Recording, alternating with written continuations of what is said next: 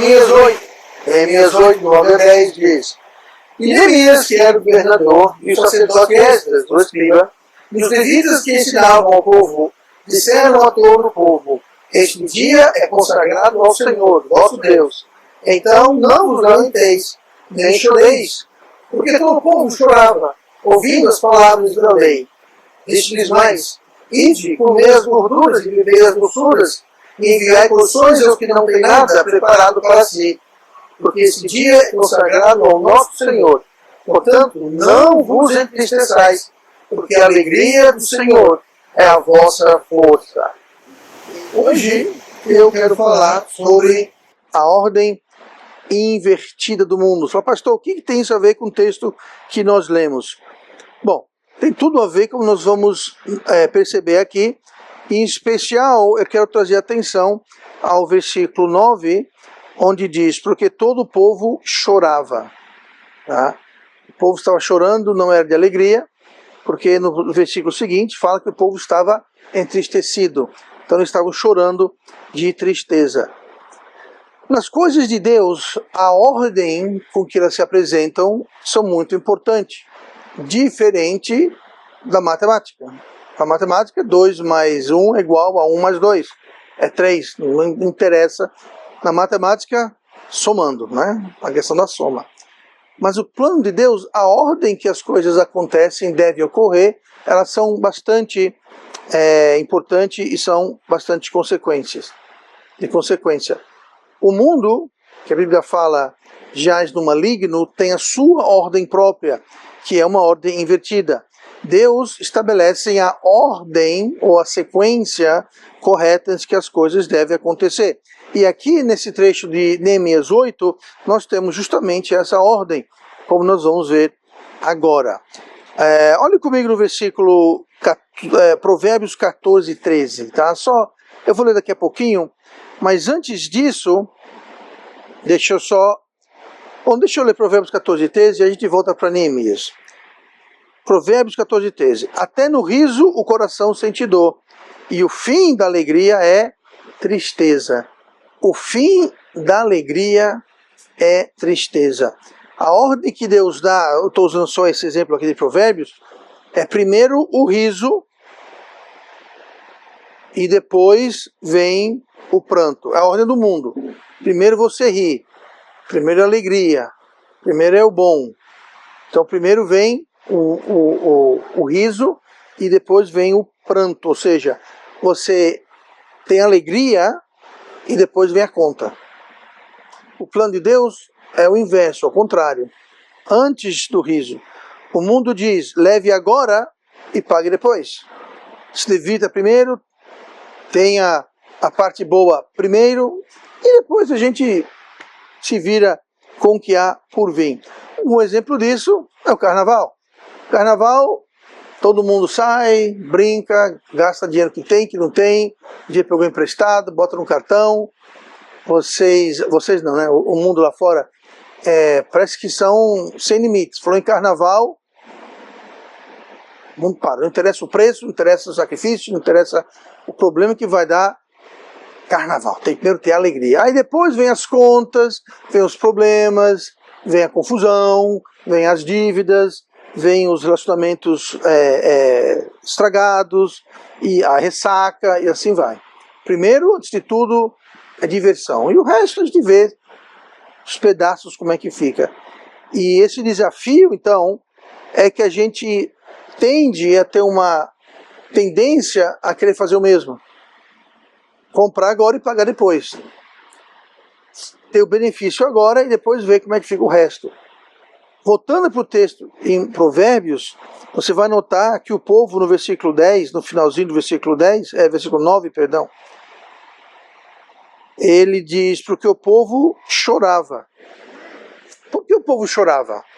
O povo chorava porque, diz assim, porque todo o povo chorava ouvindo as palavras da lei. O que estava acontecendo é que a palavra de Deus, ela foi pregada.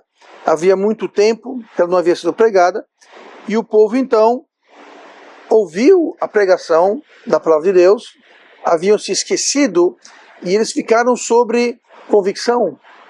eles caíram em arrependimento e contrição, eles choravam porque eles ouviam a palavra de Deus e aquilo trazia convicção, eles perceberam o quão errado eles estavam. Então primeiro veio a contrição, primeiro veio o pagamento da alegria. Foi depois disso que vem a alegria, ouvindo as palavras da lei. Aí ele falou, ide comer as gorduras, beber as doçuras, enviar porções aos que não têm nada preparado para si, porque este dia é consagrado ao nosso Deus, portanto não vos entristeçais. Então ele falou, não fiquem tristes, por quê? Eles já estavam tristes. Por quê? Porque eles ouviram a palavra da lei, eles ouviram a palavra de Deus, aquilo trouxe contristamento a eles, e eles ficaram tristes e choravam. Então foram dito, não chore, não fique triste, podem ficar alegres, vamos nos alegrar, vamos comer, vamos beber, vamos festejar, que ninguém fique triste. Mas pastor, ele está dizendo para ficar alegre, exatamente, mas antes de terem alegria, teve o quê? O contristamento. Então primeiro eles foram contristados, foram encarados, eles perceberam o erro, para depois poderem se alegrar. E essa é a ordem divina. Primeiro o pranto, primeiro o choro, primeiro você encara o problema, primeiro você trata do problema, para depois vir a bonança, vem o riso, vem a festa. O mundo quer o contrário, ele quer primeiro a bonança, a festa, o riso, e depois ver onde é que as peças vão cair, onde é que isso vai dar. Não interessa, queremos hoje o bom, o riso, a alegria. E Deus fala, não, antes de você se alegrar, antes de você ter o riso, trate, enfrente o problema, enfrente a tristeza. Alguns exemplos aqui, o Salmo 126, versículo 5. Os que semeiam em lágrimas cegarão com alegria. Então, antes da alegria, vem o quê? Vem as lágrimas. Você vai semear em lágrimas para colher com alegria. Só que o mundo não quer as lágrimas, ele só quer alegria. Mas não há alegria verdadeira sem que antes venham as lágrimas. Você não vai ter uma colheita alegre sem que antes venha a semeadura. Colher é bom. Colher é muito bom. Você vai ali, ó, você cata manga, você cata coco, ó, tem um monte de coco ali, ó, entre o caiaque e o mausoléu do pastor, tem um monte de coco. Mas primeiro teve que plantar. Tá? Tem manga, tem sapoti. Mas antes de colher, que é o bom, que é o riso, que é a alegria, tem que plantar, tem que esperar. Ninguém quer plantar e esperar. Plantar e esperar demora. Plantar e esperar dá trabalho. Nós queremos o quê? Queremos colher. Mas a ordem de Deus é o inverso, como diz aqui no Salmo 126, versículo 5. No Salmo 30, versículo 5, diz assim, porque a sua ira dura só um momento, no seu favor está a vida. Aí vem, o choro pode durar uma noite, mas a alegria vem pela manhã. O que vem antes da manhã? A noite. O que vem antes da alegria? O choro. Então primeiro vem a parte ruim, primeiro vem o choro, primeiro vem o problema, primeiro você encarar, para depois vir o riso. Primeiro o choro, depois o riso, depois a alegria. João 16, 21. Vocês irmãs que são mães vão entender isso, eu acho. A mulher, quando está para dar à luz, sente tristeza. É verdade isso, irmãs, que sente tristeza? Eu não senti tristeza nenhuma, mas porque é chegada a sua hora. Faz sentido isso, irmãs? Pois é. Mas depois de ter dado à luz a criança, já não se lembra da aflição. É verdade isso também? Eu acho que é, porque senão não tinha mães que tem... Michele teve logo 4, né? Entendeu? Então, se fosse tão ruim assim, então... Bom, deixa pra lá, eu vou acabar me cavando uma cova aqui para mim. Já não se lembra da aflição pelo prazer de haver nascido um homem no mundo. Então, vem o prazer de ter nascido um homem no mundo, mas para você sentir esse prazer, e é um prazer, irmãos e irmãs, que só alguém que trouxe uma vida ao mundo, só alguém que pode ser mãe. Hoje em dia, esse tema é meio confuso, na verdade, mas só uma mulher pode fazer isso. Homens, nós nunca saberemos esse prazer, de sentir o prazer de ter dado luz. Como pai, obviamente, nós temos a nossa participação, entendo isso, mas é diferente do que a aflição que a mulher sente. Mas antes de sentir aquele prazer de segurar o seu bebê no seu colo, primeiro você passa pela aflição. Essa é a ordem de Deus. Primeiro a aflição, para depois o prazer. Primeiro vem a noite, para depois a manhã. Primeiro vem o choro, o pranto, para depois vem o riso. Estão vendo aqui a sequência de Deus, como é que funciona? Que é justamente o contrário à sequência do mundo. Segundo Coríntios 4:17, também ilustra essa ordem divina. Porque a nossa leve e momentânea tribulação é ruim, ninguém quer, produz para nós um peso eterno de glória muito excelente. Então como é que eu vou ter um peso de glória eterna? Como que eu vou ter isso? Antes de ter, eu vou ter que sofrer, como fala aqui, tribulação leve e momentânea. Em comparação, alguém aqui já foi jogado aos leões para ser devorado? Não, parece que não. Tá? Alguns aqui, se jogassem para os leões jogavam de volta dizendo, quero não, pouca carne nisso, eu quero mais carne. O Júnior, por exemplo, talvez com um palito de dente, né? Possivelmente, mas enfim. Ninguém aqui sofreu tamanha tribulação. Mas o contexto aqui em que Paulo está escrevendo foi numa época que havia tribulação e perseguição séria. Ele mesmo, o próprio Paulo, havia perseguido muito cristãos pela sua fé. Então aqui está falando sobre pessoas que sofreram tribulação que nós aqui até hoje não sofremos. E, quiçá, nunca sofreremos. Mas eu não posso, ninguém pode garantir que esse dia não virá. Mas quando fala aqui leve e momentânea, não quer dizer que a tribulação, que a perseguição era bobagem. Não, mas é quando ela é comparada com o peso eterno da glória.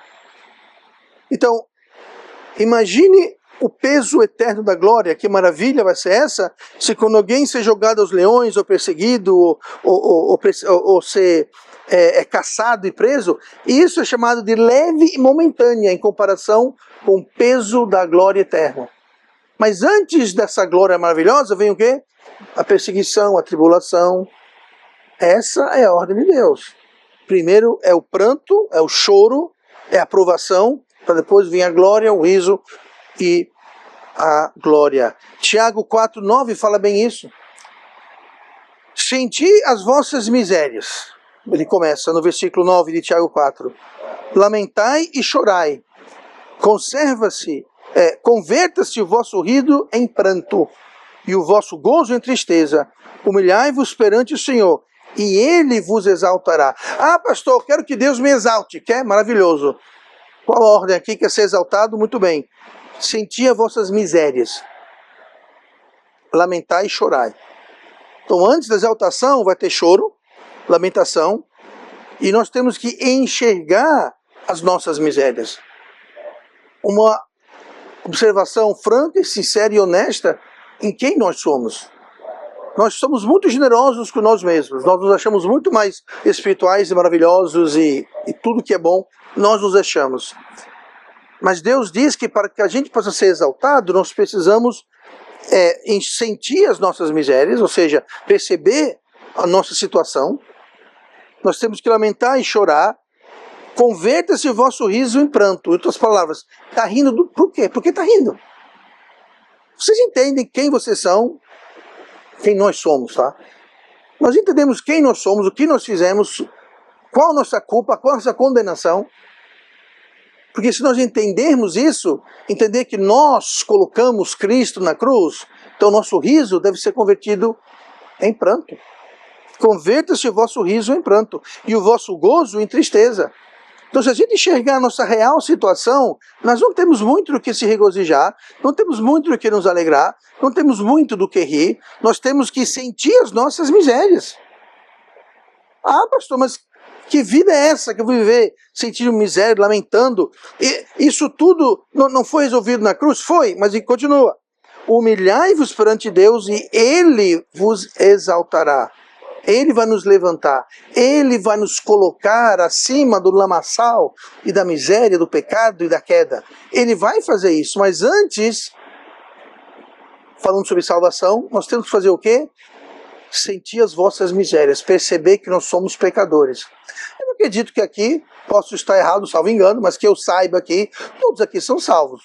Se eu estiver errado, alguém me diga quem não é salvo aqui? Eu tenho minhas desconfianças, eu não quero... Bem, muito bem. Então veja só. Então, A pessoa, antes de ser salva, ela tem que fazer isso, sentir as vossas misérias. Nós temos que lamentar e chorar, converter o vosso riso em pranto. A pessoa perdida não tem do que se alegrar. A pessoa perdida, ela não tem que se regozijar. A pessoa perdida tem que ver a condição perdida, miserável dela, e se humilhar perante Deus. Muita gente não quer fazer isso. Muita gente morre sem Cristo e vai para o inferno. Por quê? Por causa disso, não querem sentir suas dores. Não, mas eu não sou ruim assim, eu conheço alguém pior do que eu nunca fiz isso, eu nunca fiz aquilo. Você não está enxergando direito. Agora, mesmo depois de salvo, ser salvo é ótimo, mas mesmo depois de salvo, nós podemos ser salvos, mas nós podemos ter orgulho no coração e começar a nos julgar melhor do que nós realmente somos. E não sentir a nossa miséria, não sentir a nossa condição, e achar que a salvação resolve a questão da condenação eterna. A vida temporal nessa terra aqui não está resolvida na salvação. Salvação não lhe muda em nada, temporalmente. Eu, quando fui salvo, no dia 21 de julho de 1991, de manhã, eu tinha uma personalidade, eu fui salvo à noite, naquela noite eu tinha a mesma personalidade, era o mesmo eu. Algo em mim mudou, o meu espírito novo vivificou, e eu era agora uma criatura eterna, salva eternamente, mas a minha alma, o meu caráter, era o mesmo.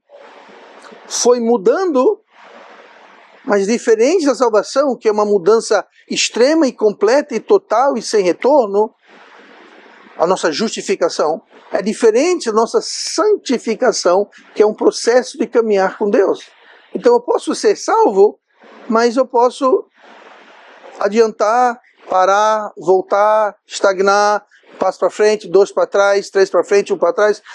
Isso é algo que vai ser determinado a dia a dia do ponto de vista de eu sentir a minha miséria. Se eu achar que eu sou salvo, amém. Eu sou filho de Deus, amém. Mas não quer dizer que você é uma pessoa mudada do jeito que Deus quer que você seja mudado.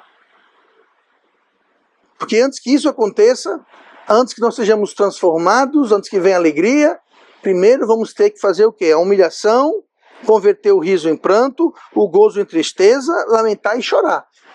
Que é perceber a sua condição, para que o que aconteça? Humilhai-vos perante o Senhor e Ele vos exaltará. Quem vai nos transformar é o Senhor. Eu não vou me transformar. Deus vai me transformar. Se eu me humilhar, enxergar minha miséria, chorar, mudar o meu riso em pranto e o meu gozo em tristeza. Enxergando a minha situação. E Deus então, eu me humilhando perante Deus, Deus vai então me exaltar, me transformar. Então a ordem é muito importante. Porque tem muito crente que acha que não. Eu sou salvo agora, pronto, acabou. Sou salvo, vou para o céu, posso fazer o que eu quiser.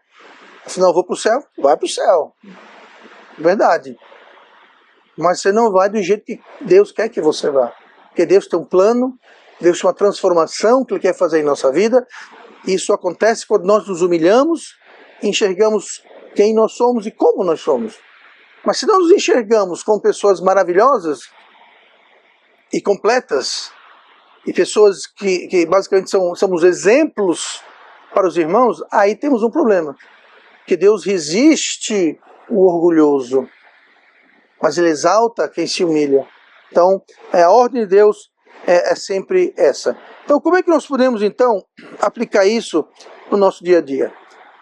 A verdade, como eu já mencionei, todo mundo quer o bom, todo mundo quer o prazer, todo mundo quer a alegria, todo mundo quer a glória, todo mundo quer, mas poucos aceitam as lágrimas, a tristeza e a tribulação que vem junto com isso.